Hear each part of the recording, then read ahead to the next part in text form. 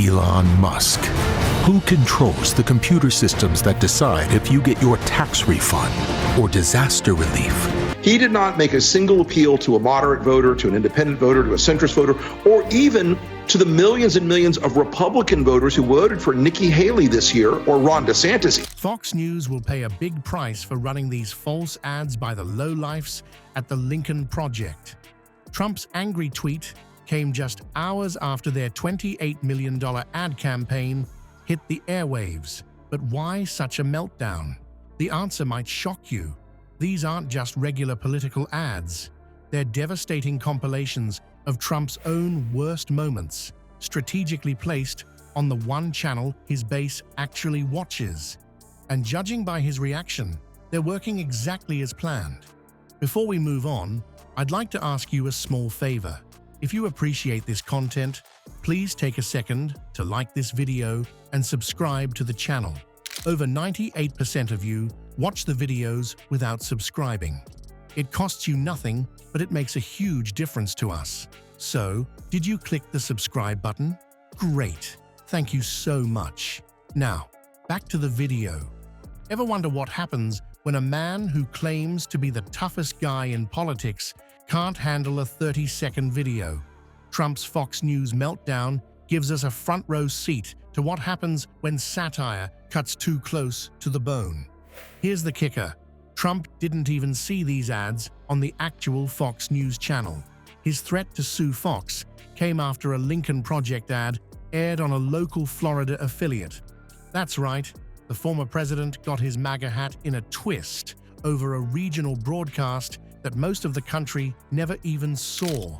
Talk about a thin-skinned response from the guy who brags about being able to handle anything.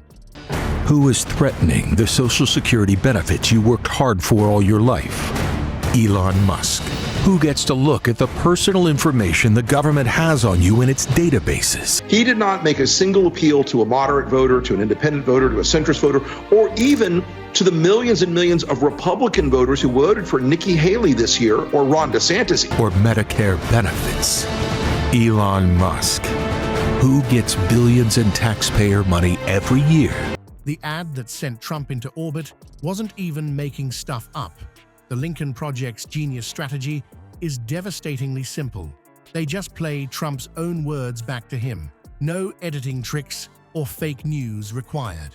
It's like holding up a mirror to someone who hates their reflection. What makes this even more delicious is who's behind these ads. The Lincoln Project isn't some Democratic hit squad. These are lifelong Republicans who've had enough. Steve Schmidt, who ran John McCain's 2008 campaign, Rick Wilson, who worked with Rudy Giuliani, and even George Conway, whose wife Kellyanne was one of Trump's most loyal defenders. Imagine having your own former teammates using your playbook against you. These Republican strategists know exactly which buttons to push. They understand that Trump can't stand being mocked, especially by people who were once in his corner. Their ads hit him where it hurts most, his ego.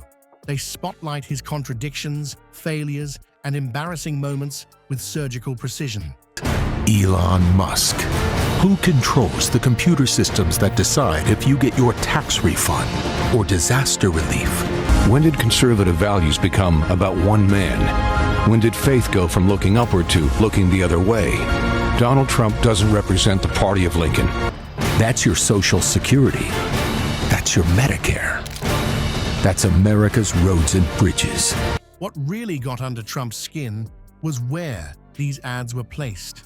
The Lincoln Project didn't waste money broadcasting to liberals who already dislike him. Instead, they targeted Fox-watching voters in swing states, the very people Trump can't afford to lose. It's like someone showing up at your family reunion to tell embarrassing stories about you that you've been trying to hide. One particularly brutal Lincoln Project ad shows Trump's own derogatory comments about military personnel while showing images of flag-draped coffins. No wonder Trump's lawyers were scrambling to shut this down. It's devastating to his carefully crafted tough guy image. But here's where Trump's tantrum backfired spectacularly. After his angry outburst threatening legal action, The Lincoln Project saw donations surge by $2 million in just 48 hours. Trump's attack transformed into free publicity and a cash windfall for the very people he was trying to silence. Oops, these aren't just attack ads. They're masterclasses in political satire. Using ridicule, sarcasm, and irony, the Lincoln Project doesn't just entertain viewers, they make them uncomfortable.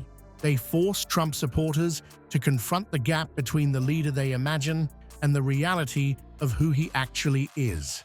When Trump called them the Losers Project, it only confirmed that their barbs had found their target. The Lincoln Project has become such a phenomenon that even mainstream media can't ignore them. The New Yorker and 60 Minutes have covered their efforts extensively, turning these ads into conversation pieces that extend far beyond their original airtime. Trump's reaction only amplifies their reach. It's like he's their unpaid promotional director. What's truly revealing about this whole saga isn't just the ads themselves, but Trump's response. His immediate impulse to sue Fox News, his longtime ally, shows just how rattled he was. All while controlling the government's payment system. Elon Musk. President Musk says he wants at least $2 trillion in cuts. That no matter what happens with Joe Biden, no matter what he decides or what happens in the Democratic Party, you can never take your foot off the gas of attacking Donald Trump. That's an economic depression. You think you voted for Trump, but you didn't. You voted for Elon Musk. All hail President Elon Musk. It's almost as if he expects loyalty from media outlets that run paid advertisements from anyone with enough cash. This isn't how media works, and for someone who claims to understand the best TV, Trump seems confused about basic advertising principles. And that's why the Lincoln Project might be Trump's worst nightmare. When political experts talk about effective satire, they're basically describing the Lincoln Project's playbook. Their ads don't just make people laugh. They expose Trump in ways that stick with viewers long after the TV's turned off. What makes this all so delicious is that Trump's total meltdown proves these former Republican insiders found his weak spot. For a guy who brags about being tough as nails, he sure acts like a whiny toddler when someone pokes fun at him. The gap between tough guy Trump and thin-skinned Trump couldn't be more obvious. Whether these surgical strikes from the Lincoln Project actually change any votes is almost beside the point now. Orange Turd's temper tantrum already gave them exactly what they wanted, proof that they're living rent-free in his ketchup-stained brain. Grumpy Trumpy just can't handle when former friends tell the truth about him.